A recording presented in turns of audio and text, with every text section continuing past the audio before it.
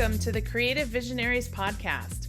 My name is Tori Barker, a digital marketing specialist, business owner, mom, and you guessed it, a creative visionary. This podcast is about inspiring business owners, building connections, sharing success stories, and motivating others.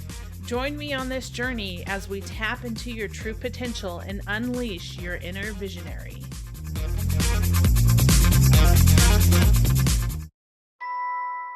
Hey there, podcasters. Are you looking to take your show to the next level? Let me introduce you to Podtask, the innovative platform that simplifies the podcasting process and equips you with the tools you need to succeed.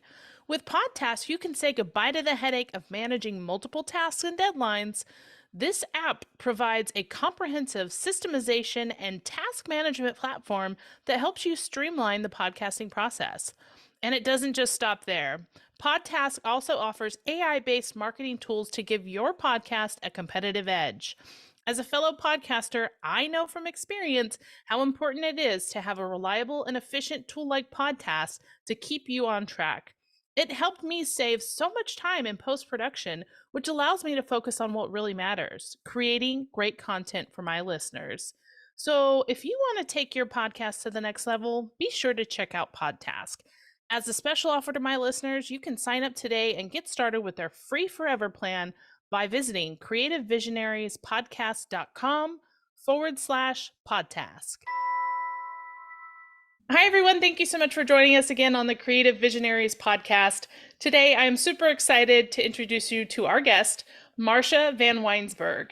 Marsha is a storytelling NLP trainer, a speaker, an author, and a two-time podcaster. Marsha, welcome on the show. Oh, thank you so much for having me, Tori. I'm thrilled to be here. Yeah, so how did you get to this point in your business journey and your life? I'm sure it's a long, a long tale, but maybe you can give us just the short version. I definitely can. And it is a long tale, but I will definitely give you a short version. I was a parent about 10 years ago, 10, 11 years ago, we started dealing with teen substance abuse. And I found myself trying to fix, manage, and control everything that was happening with my kids, because most moms, we have that unwritten contract that we think every single thing is our job. And that's what I did. And then at the same time, almost lost myself in the process. And through that, I started to really do a lot of work on myself and recognizing that there was a lot of gaps where people were not sharing difficult stories because we were in the space of so much shame, so much secrecy, fear of judgment, all of these pieces. And I had a conversation with my counselor at the time, and I said, no one is talking about the difficult things in life. And she said, maybe that's because you're supposed to. And I will never, that was a turning point for me, because I was like, well, that's crazy. But at the same time, I thought, what if I am actually? Yeah. And through that process, I started in very small groups, in very small, events and speaking, small stages. They continue to grow. But what happened is through that process, I kept having, so many people, no matter where I spoke, come up and say, that was my story. You just shared my story. I've never told a soul. And I'm looking at all of these people who've spent decades of their life hiding behind a story. And the thing is when we hide behind a story, we give that story power. Like we give it power and we actually keep ourselves stuck. I say that with love, but we do. And then what happens is that we can't find ourselves a way out when we're the way out. Like we are the way out, and we have to find a way to move through that. And over time, it grew. I openly share this. I'm grateful. I didn't see what it was going to grow into because I had a lot of work to do on me first. I guarantee you I would have self-sabotaged. Guarantee it, because I was not ready. Yeah. But that's why we go first and we do that work on ourselves. And it grew into a solo book, multiple collaborative books, and 2 podcasts and a number of different speaking engagements. But it really boils down to teaching people how to, out of voice, learn how to own and share their story and change the meaning of that story. Yeah.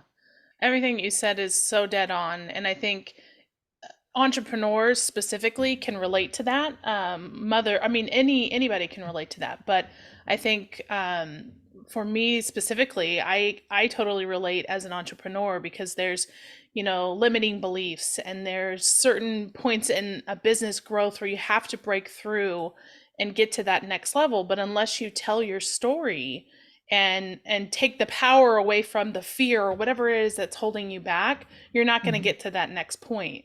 And so I love that you're giving this a voice, and you're encouraging people to tell that story and look inward and figure out what's holding them back so that they can reach their ultimate goal, or reach the excellence that they have to offer. I love that you brought it into limiting beliefs, because I think that's especially, I mean, in all areas of life, but as an entrepreneur, like 100%, that is just the thing. Humans, we crave that growth. We want to grow. We want to see new opportunities and be able to be that person. But until you learn to work through those limiting beliefs and learn how to change that story on that really core level, it's impossible. You can't outwork Yeah. a limiting belief, and you Yep. can't continue to push through it. And so it's been a real journey. That's where NLP really came in the last couple of years, is just learning those pieces of what those limiting beliefs are. And when you shared that piece, I just want this message to land for everybody, that the things that you think are the most unrelatable parts of your story are actually the most relatable parts of your story. And Yeah. that's the piece that connects us to each other. Because so many entrepreneurs will reach out and say, I can't do it like XYZ. I can't do it like them. I'm like, okay, forget all that for a second. Who do you connect with the most online? And they'll start naming people. And I'm like, why do you connect with them? They're like, oh, because they're real and I love Yeah. them. And they're showing me all the behind the scenes. And I'm like, but that's what you're craving. And that's what others are craving too. So learning how to show more of our realness, it Yeah. can go so much further than we think. Yeah, and I think one of the other points too is that we get to a point where we recognize that we have a block or something that we need to overcome. Mhm. So, how do you help clients get past that? Like, clearly identify what is that? Because Mhm. it's like I can think about myself and my business and how, I'm in a growth phase, but I have so much potential and opportunity in front of me, but am I really reaching the potential that there truly is, and what is it that's holding me back? How do I figure out that one piece? A lot of times it's like, I think it's me. I'm holding myself back because maybe it's confidence, or maybe it's not understanding my worth, or whatever that might be. So how do you help people really fine tune and pick out what is that thing that it is that they need to overcome? Okay, so this is a fantastic question. And it really, we can't change anything until there's awareness. Like you can't change anything until there's awareness. So you have to be able to almost see yourself and hear yourself and recognize the words that you're saying. And when you're in that space, you want to be able to, interrupt that pattern right in the moment, because I can't remember the exact numbers, but I think we have like 65,000 thoughts a day. And of that, 80% we repeat from the day before. And of that, 90% are negative. Like it's actually really scary. Wow. And so it's a process, right? It's definitely a process. But one is the awareness, being able to interrupt that pattern and see it when you do it. Two, to me, is one of the biggest steps is do not apply shame or judgment when you recognize it, right? Mm. Immediately dropping into like, I cannot believe you're doing this again. Like you do this all the time. You say you're going to start and you don't fall. Like that is not helpful. Yeah. There's no Yeah. level that is helpful. So really getting into a space for me personally, when I worked through this and still work through it all the time, I don't do it alone. I never do it alone. The second I want to retreat and do it alone is almost the cue that it's like, no, no, no, this is actually the time that you have to show up and share, Yeah. because that's where you learn and you change the meaning. Mm. So the other thing I would say there is write out what your limiting beliefs are, like actually the thoughts that are coming to your head. Write them down, because it's interesting. Words in our and thoughts in our brain they have a lot of power. And Yeah. when we put them down on paper, we get a chance to look at them and say, that's actually not what I want to believe right now. That's not true. And you can see it. So now you're starting to change the meaning. And if this is a really simple way to say it, next is write it in a new empowering way that you are working towards. Now, this is not saying write an affirmation that I'm going to be a millionaire next week, because that is just, I actually don't believe in a lot. That's just me personally. I think an affirmation on its own without working on the limiting belief is a waste of time personally. So I think then is changing it into a new empowering belief, and then surrounding yourself with that, and then being that person. So a really quick example, if I can share, for me, I always had this belief that I had to work hard in order to create anything. I do believe work hard, but I'm telling you, I took it to an extreme. Burnout, constant burnout, doing it alone, not asking for help.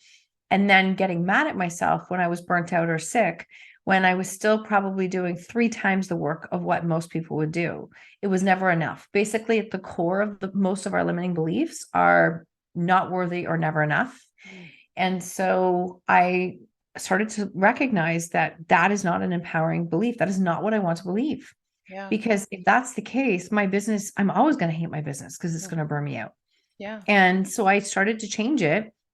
And the new empowering belief, I've been writing it almost every day for 3 years, is that like the more I rest, the more I play, the more I earn. My desires are met with ease and grace. In the beginning, it sounded absolutely ridiculous, but I kept practicing it, and I kept writing it, and I kept seeing it. And then the other piece of that is going to the root of that limiting belief, seeing where it comes from. And this is where NLP techniques can come in really handy. See where the root of it is, change that limiting belief there, and then start to get your subconscious mind on the same page, because our conscious mind is the goal setter. It sets that goal, right? It puts it out. That's only responsible for 5% of your thoughts and beliefs. So the vision boards, as beautiful as they are, they're only 5% of what's going to get you there. Your subconscious mind, where those limiting beliefs live, is 95%. It's the goal getter. So get that on board when you are setting those goals. And that's your powerhouse. And that's literally where it's going to make a massive difference in going after those goals. That's awesome. So you mentioned NLP, right? So talk to us and tell us, for people who may not be familiar, what is NLP coaching, and how is that different from a traditional coaching approach? And I love this question. So NLP is neuro-linguistic programming, and it is really how, like, the thoughts that we think, the stories that we're telling ourselves. And ironically, I didn't realize how much NLP meshed with the work that I did until I hit a wall and went, God, this is not working anymore. I've got to find another way. So again, we're always the client. We go first, right? We have to learn. We do. Like, let's be It's real. so true. We do. And if you're not, then, or if your coach is saying you don't have to, then no, that's like abort. That's not a good sign. You're always the client that's going first and learning. So really, NLP is really the understanding of how our brain works and how our thoughts work, because it is creating our reality. And it really is important that, like, our subconscious mind is created pretty much up to the age of 8. So that means that, some people say, but I didn't have any trauma experiences. You don't have to have trauma. We have big T's, little T's. We have that. But we also have our perceptions of what we took in up until the age of 8, something that was said that we then perceived as something that wasn't even accurate. And so those meanings are embedded in us all the way through. And when you can start to look at NLP, you can start to find ways that you can support your subconscious reprogramming to match the conscious effort of going after the goals. And it's a big hidden gem. There's a lot of different tools and techniques with it. But as a coach and as a person who supports clients through sometimes some fairly traumatic stories, this has been a godsend in learning these tools for myself and for clients. As a podcaster, you know that creating great content is only half the battle. That's where Remarker comes in. Remarker is a podcast branding, production, and marketing solution. Whether you're a seasoned podcaster or just starting out, Remarker will help you grow your show and build your authority. So why wait? Head to creativevisionariespodcast.com/remarker. That's REMARKR, where you can book a demo and discover how Remarker's full service approach can benefit you and your podcast. Yeah. Well, and it's interesting you talk about that subconscious, right? Like the stories or the words or the phrases or things that we tell ourselves. And somebody had mentioned this to me before, and it really stuck with me. And they said that the things that you think in your head about yourself, right? Like you tell yourself, you put yourself down, whatever that might be. They said, look at a picture of yourself as a child. Would you say those things to a child, that your child self, right? Like, would you say that to them? And it's like, no, gosh, no, I would never do that. Well, then why do you say it to yourself?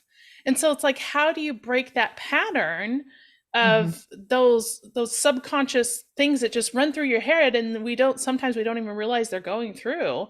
And it's like, until you stop and realize the awareness piece, like you talked about, you can't make that change and you can't break that cycle. So I love what you're talking about, and this approach of really kind of pulling all the pieces back and really figuring out what it is at the root of it that you need to solve or fix in order to move forward. No, I love that you shared that example. Thank you for that. And that's the inner child work.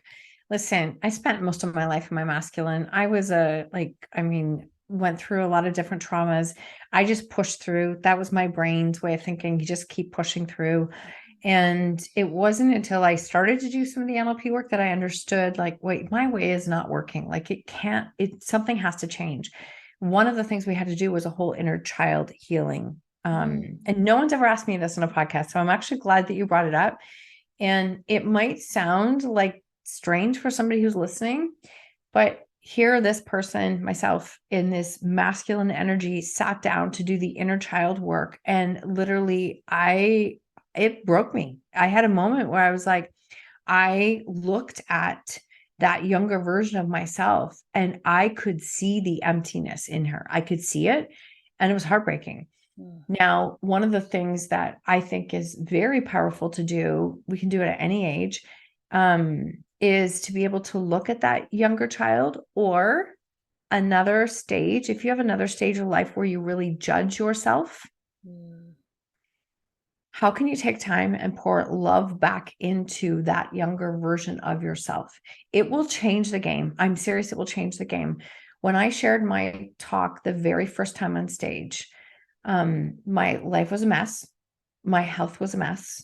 I had spent most of my life in health and fitness, and I hated where I got to. I was really just trying to survive. I looked at the pictures of myself that first talk on the stage. I was so hard on myself. I was so ridiculously hard on myself that I couldn't even look at them until I started to do this inner child work. And I went, you know what, Marsha? Like, shame on you, because not shame, but you know what I mean. Yeah. Well, I wouldn't be doing any of this work I am doing now if she didn't go first when she was scared out of her mind. So now when I have those moments come up, I will stop and pull that picture up, and I will just like pour massive love and gratitude because she got me to here. And that is a very healing exercise to do for anyone at any stage. I love that. That makes me, yeah. I'm making notes in my head of what I need to do. Is like, okay, wait a second, I'm going to have to replay this episode for my own personal benefit, And it's so funny that, I tell people all the time, people that I are in podcasting with me, and it's like there's certain moments in a podcast where it's almost serendipitous, right? Mm-hmm. And it's so interesting how things align, and where you are in that moment, and how ironically the person that you interview or the person that you start coming in contact with is exactly who you need at that moment. And you don't know you need it at that moment until you get there and you're like, wait a second, like Right. I need to hear this.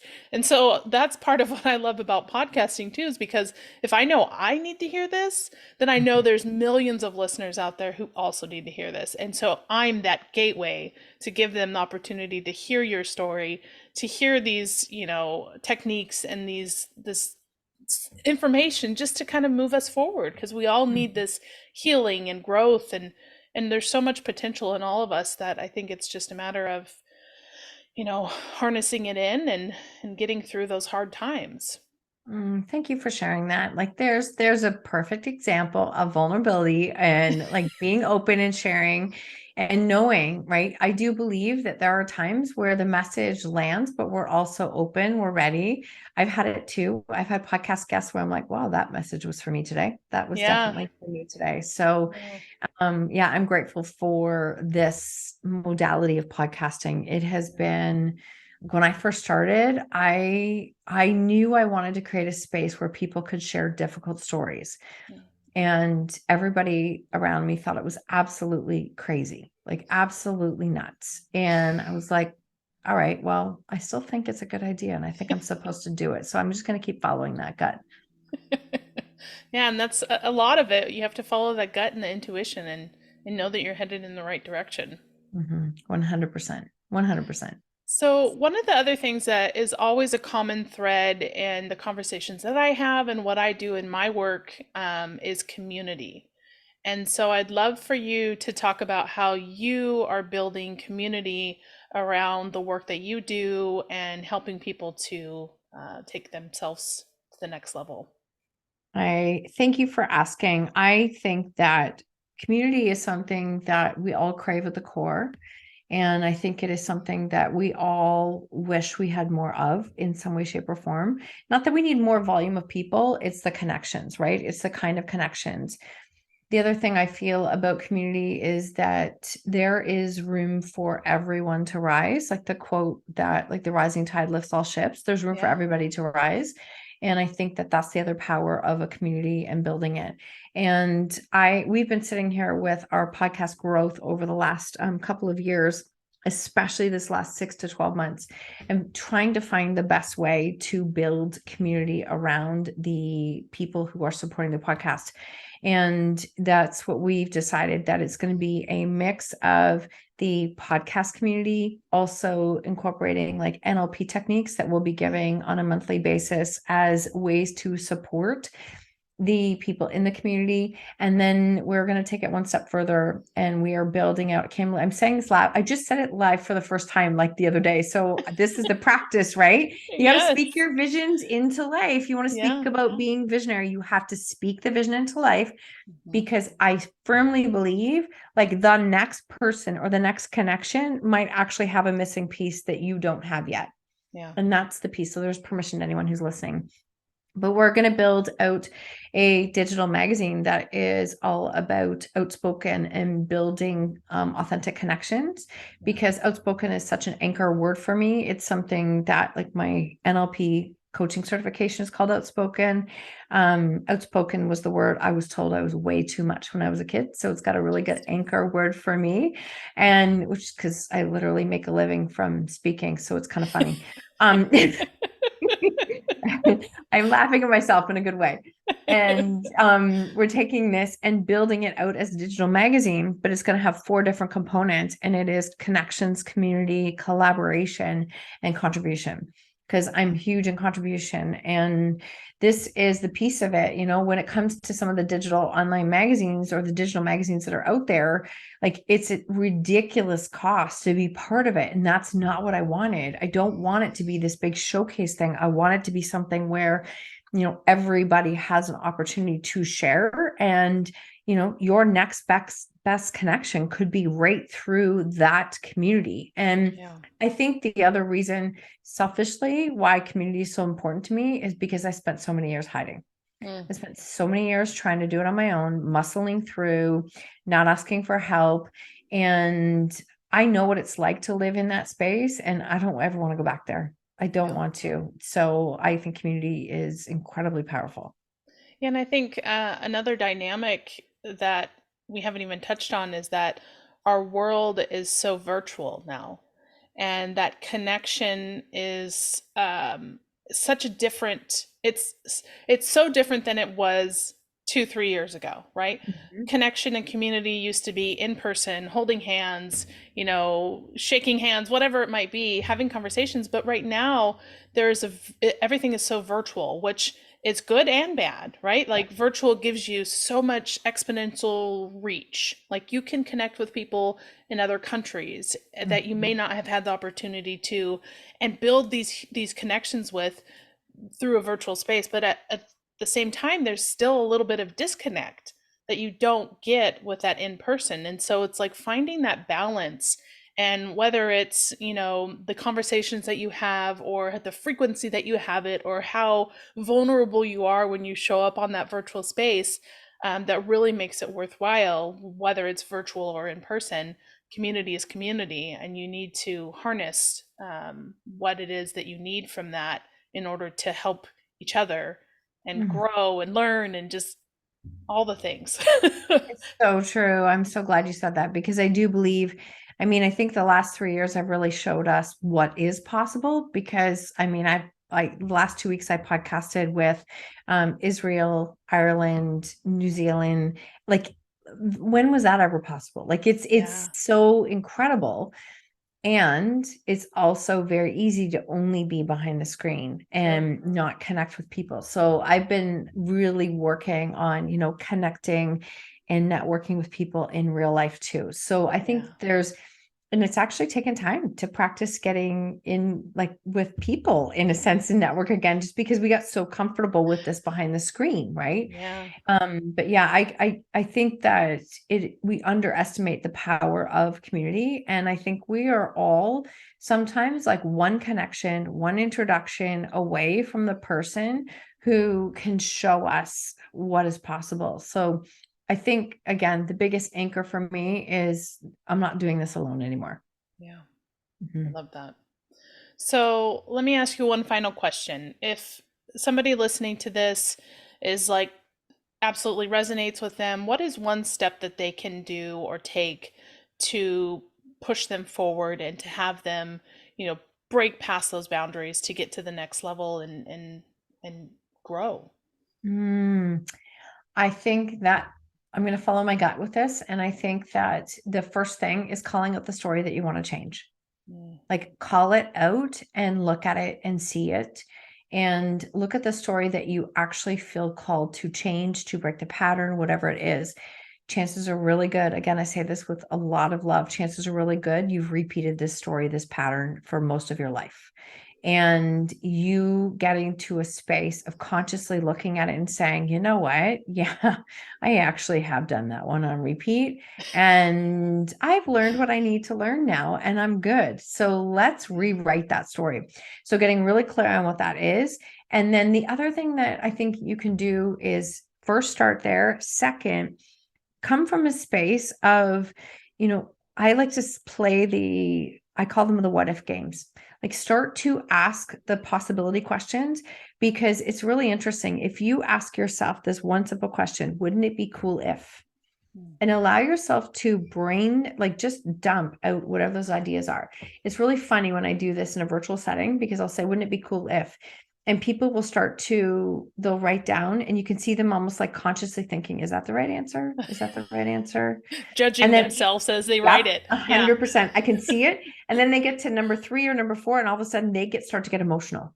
Mm, And it's like, now you're onto something. Now you're onto something. Like you're in what your soul is calling you to move towards, mm, and start to write it out and think like, wouldn't it be cool if? Because all of a sudden you start to play in the area of possibilities, and it might be exactly what you are like craving is what could be possible.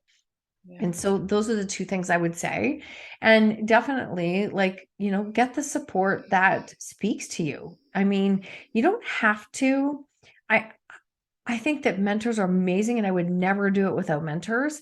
But I think you have to meet yourself where you're at. I mean, when in the beginning, I couldn't have afforded anything. Our life was absolutely falling apart. Podcasts and YouTube videos are what did it for me. Yeah. And so I will always have that part of my business that is there in a way of giving back, because I think that it's important that we meet people where they're at. Yeah. I love that. There's a quote that I say often is serve the person you once were. And that's very much aligned with exactly what you said. I love that you said this. And if I could just add one little piggyback to that is that you are perfectly designed to help the person that you once were. Mm-hmm. And the person that you once were, there's thousands of them, just so you know, there's thousands of them. So you're already qualified and you're perfectly designed to help the person that you once were.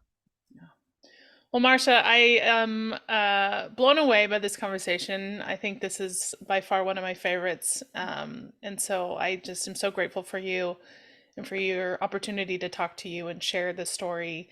So if anyone wants to get in touch with you, how can they reach out to you? Oh, thank you so much for having me and for your words. I mean, I don't take that lightly and I appreciate it. I have a very long last name, as Tori said in the beginning. So if you go to Google and you start typing Marsha Van W, all of it's me, which makes it a lot easier to find me. But that's my social media, my website, everything is Marsha Van W. And my podcast is called Own Your Choices, Own Your Life. And we are into episode like 550 something. So there's lots of content that's there. And then you can find me on pretty much most social media platforms. Awesome. Well, definitely reach out to Marsha. She's a force to be reckoned with. And I truly am honored to have you as a guest. So thank you for being here. Oh, thank you so much. Thanks so much for listening to the Creative Visionaries podcast. If you've enjoyed this episode, make sure you subscribe, leave us a review, or share with a friend. Also, make sure to visit us online at creativevisionariespodcast.com. You can also follow us on Facebook, Instagram, or LinkedIn. And stay tuned for more episodes to come. And remember, it's time to tap into your true potential and unleash your inner visionary.